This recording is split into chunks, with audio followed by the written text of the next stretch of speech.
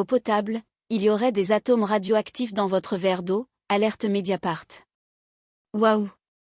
L'eau potable de 10 millions de Français est touchée par une pollution radioactive en provenance des centrales selon une enquête de Mediapart. On fait le point. C'est une pollution permanente et quasi invisible, alerte Mediapart en introduction de son enquête sur la pollution radioactive de l'eau du robinet en France.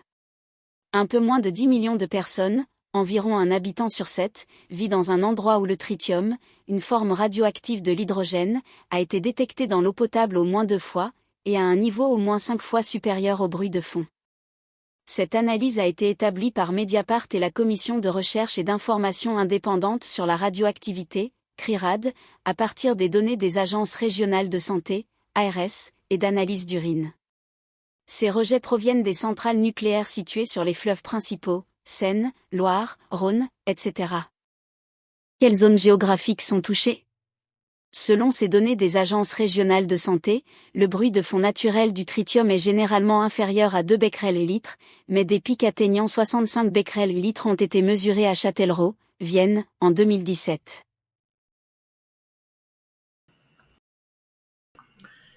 Bonjour à tous. Oui, il s'agit bien d'une arnaque et je vais vous dire pourquoi. Cette façon anxiogène de présenter un danger potentiel pour les populations et d'orienter les soupçons sur les réacteurs nucléaires est une honte, car elle ne repose sur aucune vérité scientifique.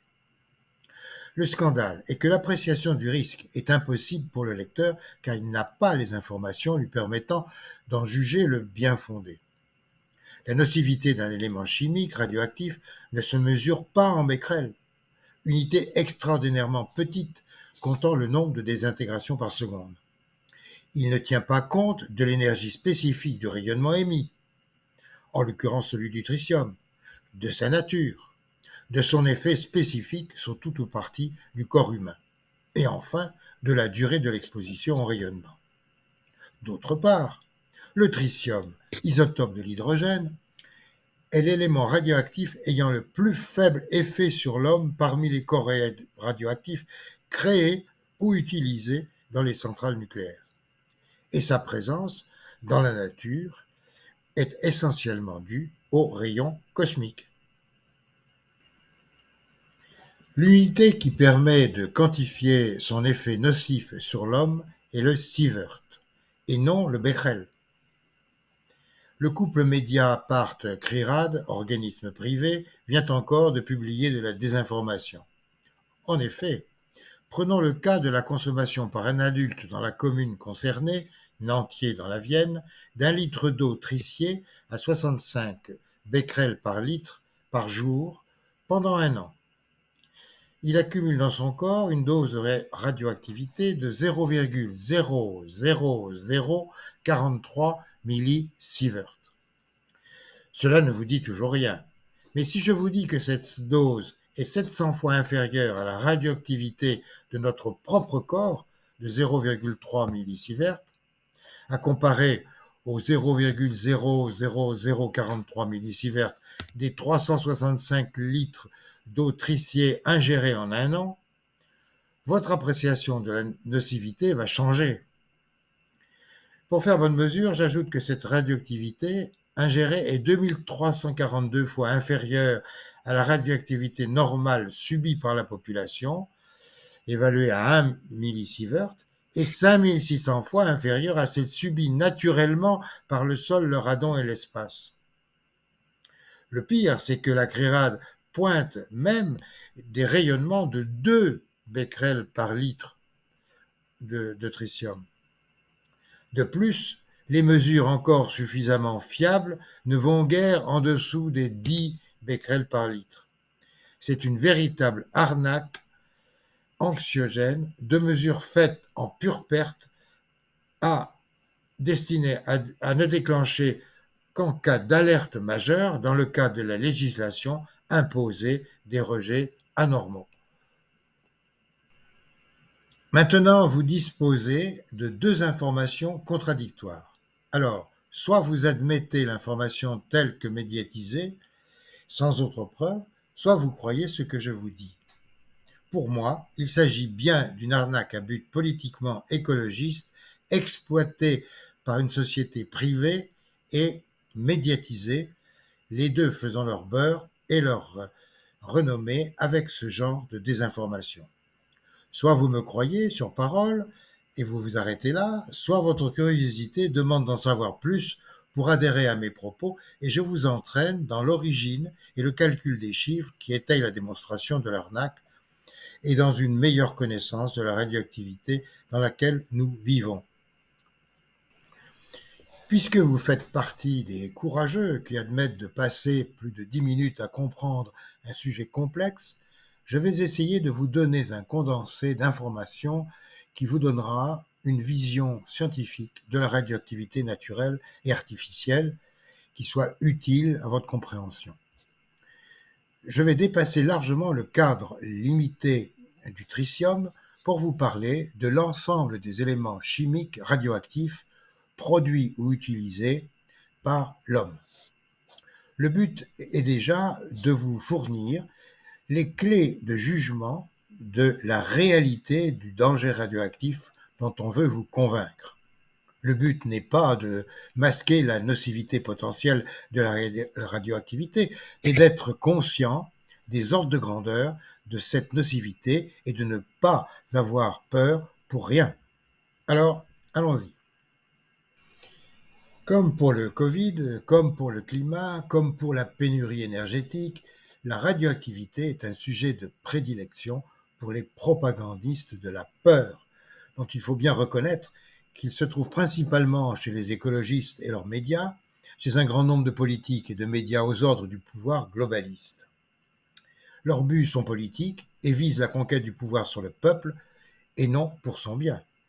Leurs visées sont donc électoralistes ou dogmatiques, ou encore de conquête des marchés et de vente de publications médiatisées. Cette exploitation systématique de la peur est un poison mortel pour le monde occidental, et en particulier pour la France, qui se croit toujours devoir être à la pointe des préoccupations mondiales. Ce qui me fait réagir, c'est cet article de Mediapart distillant une nouvelle angoisse, soi-disant partagée par certains scientifiques, sur la présence de tritium radioactif en quantité croissante auprès de certains sites nucléaires. On aurait même un prélèvement de 65 becquerels par litre d'eau. Ces 65 méchants, de nature dite bêta pour le tritium, remettraient donc sur le tapis la nocivité de nos centrales nucléaires, ce qui se lit en filigrane. Les écologistes anti-nucléaires, qui n'ont toujours pas cessé leur combat après plus d'un demi-siècle de choix du nucléaire, sans aucun accident en France, recensé dans l'échelle internationale des risques nucléaires, retrouvent du grain à moudre. Un accident nucléaire est un événement portant atteinte grave à la santé humaine ou à la qualité de l'environnement. Sinon, on parle d'incident nucléaire. Les quelques incidents notés en France n'ont jamais atteint le seuil de gravité d'un accident. Et les accidents se comptent sur les doigts d'une seule main dans le monde, même si celui de Tchernobyl en a été le summum au niveau 7 de l'échelle internationale des événements nucléaires. Elle est la plus grave catastrophe nucléaire jamais survenue à ce jour, avec 30 morts par irradiation mortelle et 4000 personnes surexposées en moyenne à 15 fois les radiations naturelles que nous subissons tous. Il n'a pas atteint le bilan humain désastreux des accidents chimiques, comme celui de Bhopal en Inde, avec au moins 12 000 morts et 300 000 malades par dispersion dans l'atmosphère d'isocyanate de méthyle. Mais revenons à nos 65 méchants becquerels dans un litre d'eau lançant des missiles kamikazes sur notre corps sans défense. D'abord, le becquerel du nom du découvreur de la radioactivité, est une très petite unité correspondant au choc d'une particule atomique sur l'appareil de mesure, sur un objet en général, mais donc aussi sur le corps humain. Quand on parle de radioactivité, en ayant des effets notables sur l'homme, on parle de milliers de becquerels, voire de millions de becquerels. On est donc dans les très faibles émissions radioactives avec nos 65 émissions bêta, transformation d'un neutron en proton ou dans le noyau de l'atome ou l'inverse, et émission d'un électron ou d'un positon. Le Becquerel numérise un simple comptage des désintégrations atomiques. Mais on comprend facilement qu'intervient la nature de l'énergie émise pour connaître la nocivité éventuelle d'un Becquerel. En boxe, le nombre de coups de gants portés ne dit rien sur l'affaiblissement de l'adversaire si l'on n'associe pas la violence du coup. Mais il faut en plus y associer la nocivité biologique sur le corps humain. Le coup de gant atteignant les bras n'a pas le même effet que celui porté sous le menton. Les effets des rayonnements ionisants dépendent de ces trois facteurs qui définissent la nocivité que l'on nomme la dose subie. Pour un même nombre de becquerels intégrés ou ingérés, la radiotoxicité varie d'un facteur 1 à 10 000 entre des émetteurs bêta de faible énergie, comme le tritium, et des noyaux lourds, émetteurs alpha, comme l'uranium-234. Pour la dose, on utilise une autre unité, c'est le sievert, SV, unité cette fois énorme, et on utilise principalement le millisievert. La dose subie par l'ensemble du corps, dite dose efficace, est considérée comme mortelle à 5000 millisieverts. Mais la dose admise pour la population est limitée à 1 millisievert. On voit l'écart de 1 à 5000 entre la dose admise et celle de la mort pratiquement assurée. Cette dose est mesurée sur les dosimètres que porte épinglé en permanence sur sa blouse le travailleur en milieu potentiellement radioactif. Pour la calculer, on multiplie le nombre de becquerels par un facteur de dose qui permet de passer des désintégrations par seconde en becquerels à la nocivité sur l'homme des radiations subies exprimées en millisieverts. Ce facteur de dose tient compte de l'énergie émise, de sa nature, alpha, bêta, gamma, de la nocivité biologique et de la durée d'exposition. Pour le tritium, le facteur de dose nocive est de 0,00018 millisieverts par millier de becquerels. J'ai bien dit 0,00018 millisieverts par millier de becquerels. Alors, prenons le bourg d'entrée de 5941 habitants dans la Vienne qui a battu un record de présence du tritium avec 65 becquerels par litre d'eau le 14 mars 2017, selon la CRERAD, organisme privé. Si l'on prend une consommation d'eau potable de 1 litre par jour, par habitant, adulte, il aura donc ingéré 365 fois 65 becquerels en un an, soit 23 725 becquerels. Autrement dit, 23,725 milliers de becquerels. Pour connaître la nocivité radioactive sur cet adulte, il faut multiplier les becquerels par le facteur biologique de dose évalué à 0,00018 pour le tritium, soit une dose reçue de 0,00043 millisieverts. À titre de comparaison, le chiffre de 1 millisievert est retenu pour les examens médicaux et la surveillance des travailleurs dans des emplois à risque nucléaire, à risque radioactif.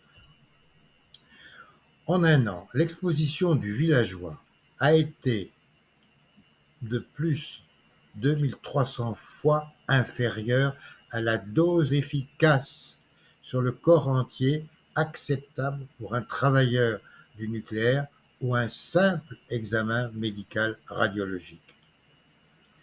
La nocivité possible de cette eau triciée est même 700 fois inférieure à la radioactivité de notre propre corps, évaluée à 0,3 millisievert, et 5600 fois inférieure à celle subie naturellement par le sol, le radon et l'espace, évalués à 2,4 millisievert. C'est clair. Nous sommes là devant une véritable désinformation à but anxiogène et d'attaque de l'énergie nucléaire par un média qui prend pour argent comptant toute information allant dans ce sens. La source d'information est la CRIRAD, Commission de recherche et d'information indépendante sur la radioactivité. Société privée, dont le sigle commençant par commission laisse à croire qu'il s'agit d'un organisme public. Cet organisme que j'ai bien connu est coutumier du fait de faire son beurre avec des présentations anxiogènes de la radioactivité en proposant notamment des chiffres d'émission en becquerel, unité extrêmement petite, et non en millisievert, unité seule capable de donner une information sur la nocivité pour l'homme. Pour que chacun comprenne la nocivité potentielle d'une information de radioactivité exprimée en millisievert, il suffit de se rappeler que notre corps contient une radioactivité de 0,3 millisievert. Par exemple, si vous ingérez pendant 1 an 1 litre d'eau iodée 129 et non triciée comme précédemment, dont le facteur de dose est de 0,074, émettant aussi 65 becquerels par litre, comme dans le cas d'un antiréen, vous obtenez 1,756 millisievert et non plus 0,000493 millisievert pour l'eau triciée. L'iode 129 est donc 4111 fois plus nocive que le tritium. Dans le but de montrer que dans ce domaine, il faut en permanence ne croire que les chiffres qui peuvent exprimer la nocivité d'un rayonnement radioactif, je vais terminer ce petit article par le récit d'un examen médical que j'ai personnellement vécu. Avant, je me dois de répéter que seul le millisievert donne la relativité du danger en ayant à l'esprit que notre propre corps a une nocivité interne de 0,3 millisievert et que le chiffre de 1 millisievert est admis pour la population, comme pour la plupart des examens médicaux, hors le scanner, qui va de 4 à 9 millisieverts, et la scintigraphie. Un dernier chiffre pour relativiser le danger radioactif, la dose mortelle est fixée à 5 sieverts, soit 5000 fois au-dessus de la valeur admise pour la population. C'est tout de même une marge sans comparaison avec la précaution de surpoids prise dans les ascenseurs. À titre d'exemple personnel, je vais vous présenter la nocivité de la scintigraphie de ma thyroïde avec ingestion d'iode 131, utilisée à l'époque pour la détection des hyperthyroïdies et des nodules suspects de cellules cancéreuses. L'examen commence par l'ingestion d'un verre d'eau iodée radioactive et demande 10 minutes sans douleur ou autre ressenti. 1 heure après, j'étais au travail dans une usine à risque radioactif. Calculons d'abord la nocivité ingérée. Le facteur de dose annuel de l'ordre de l'iode 131 est de 0,18, soit 1000 fois celui du tritium, et sa durée de demi-vie radioactive est de 8 jours. Le calcul de la nocivité demande de ramener le facteur de dose à une période biologique de 10 jours après l'examen, avant disparition progressive du produit, soit un facteur de dose sur 10 jours de 0,00493 millisieverts par millier de becquerel, c'est-à-dire 0,18, qui est le facteur de dose annuel, multiplié par 10 et divisé par 365. Supposons que l'opérateur ne veuille qu'ajouter une nocivité égale à celle de mon propre corps, soit 0,3 millisieverts. On aboutit à 61 becquerels par litre. Comme je ne bois qu'un verre d'eau de 10 centilitres par commodité pratique au lieu d'un litre, pour que je puisse ingérer la quantité de 61 becquerels prévue, il va préparer un litre à 610 becquerels par litre. Il n'ajoutera ainsi que 0,3 millisieverts à mon propre corps en buvant ce verre d'eau iodée 131 à 610 becquerels par litre. Mais ces 21 becquerels d'eau iodée 131 ingérés en 10 jours sont 938 fois plus nocifs que 65 becquerels d'eau tricier ingérés en un an. J'espère que vous comprendrez l'arnaque de l'anxiété manipulée par un organisme privé et une presse qui la diffuse sans autre consultation des spécialistes du nucléaire public. Mais je vais ajouter la fin de cette histoire personnelle, car elle a une répercussion sur la peur de la radioactivité, de la peur collective, et les ordres de grandeur cachés qui servent à désinformer la population. Je suis arrivé au travail, donc, 1 heure après cet examen, dans une usine publique à caractère, à risque radioactif, muni d'un poste de garde équipé pour contrôler les entrées-sorties de matières radioactives, sorties licites ou non. Ingénieur depuis 30 ans dans cette usine, donc bien connue, je me présente au contrôle en voiture, à une allure piétonnière, pressée. À ma grande surprise, un gardien m'arrête en m'indiquant que son appareil de mesure radioactive a sonné, mais ajoute par prudence que sans doute il est déréglé. Un deuxième passage a permis de constater qu'il n'en était rien. Et force m'a été de constater que j'étais radioactif après mon examen et que ma radioactivité était détectée. L'examen m'avait donc injecté une dose forcément supérieure à 1 millisievert, puisque c'est la dose admissible pour la population et qui ne doit évidemment pas alerter à chaque passage d'un humain devant le poste de garde. Durant 4 jours, j'ai fait de ma voiture déclencher l'alarme du poste de garde. Et ce n'est pas fini. L'usine en question fait partie du réseau de surveillance de la radioactivité sur toute la France et est dotée d'un moyen de mesure de la radioactivité beaucoup plus sensible que celle du poste de garde. Eh bien, cet appareil a fourni ces mesures au réseau national durant le passage du nuage radioactif de Tchernobyl. Et au passage, l'alarme du poste de garde n'a pas sonné. Alors, une question se pose. Mon examen médical n'était-il pas plus nocif que le nuage de Tchernobyl ?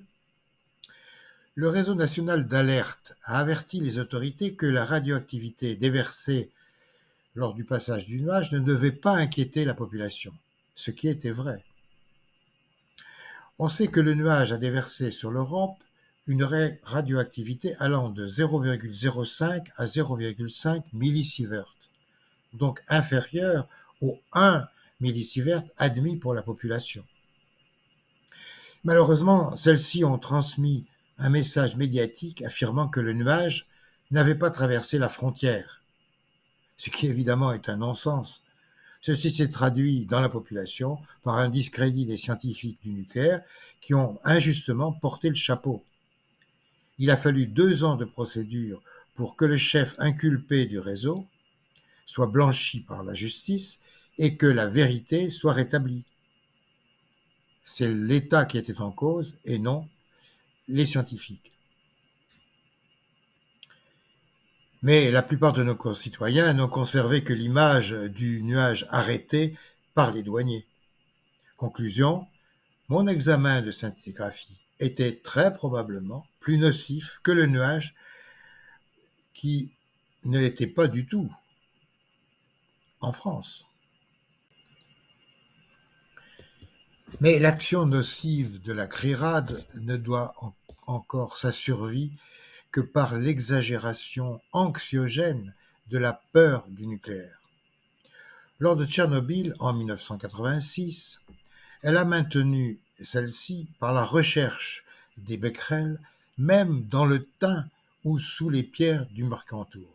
Elle a fait de même en mobilisant la télévision lors de la marée centenaire découvrant le tuyau d'évacuation des rejets dans la Manche de l'usine de retraitement des combustibles usés de La Hague, près de Cherbourg. Elle a fait crépiter les becquerels des appareils de mesure devant les micros. Impressionnante fusillade, génératrice d'une inquiétante ambiance de guerre. Un collègue du nucléaire public, spécialiste de la radioactivité, a calculé que, pour atteindre la limite de la dose admissible de 1 millisievert, il fallait ingérer 3 tonnes par an du thym récolté par la CRIRAD après Tchernobyl, et pour la Hague, il fallait être assis à l'extrémité découverte du tuyau lors de cette marée centenaire, en slip, muni d'un tuba pour respirer sous l'eau, et cela pendant 1 an. Mais évidemment, cela n'intéresse pas la presse et les écologistes parce que c'est rassurant. Oui, le nucléaire peut être dangereux, même dans ses utilisations civiles, mais il y a des différences énormes de nocivité suivant les éléments chimiques radioactifs dont on parle, pouvant aller de 1 à 1000, 10 000, 100 000, selon le temps d'exposition, l'ingestion ou l'inhalation et la partie du corps touchée. Mais la vraie peur est dans la communication anxiogène, qui est en fait pour abêtir les esprits et provoquer des décisions aberrantes et très coûteuses. N'oublions pas que certains vivent très bien de l'exportation de la peur sur des affirmations scientifiques exagérées ou fausses, invérifiables par la plupart de nos concitoyens.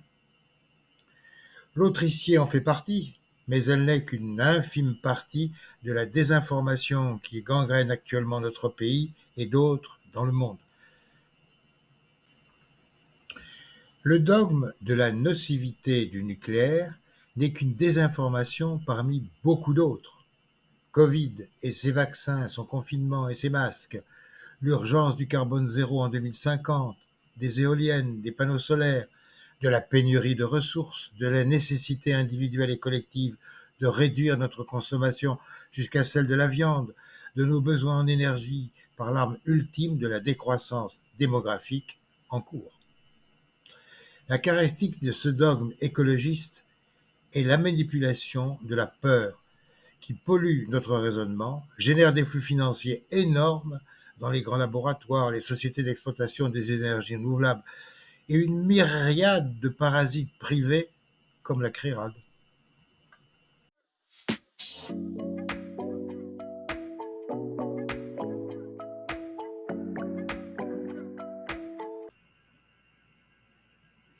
La désinformation nous cerne de partout, pour le climat, pour la santé, pour la radioactivité et encore bien d'autres sujets d'une importance grande.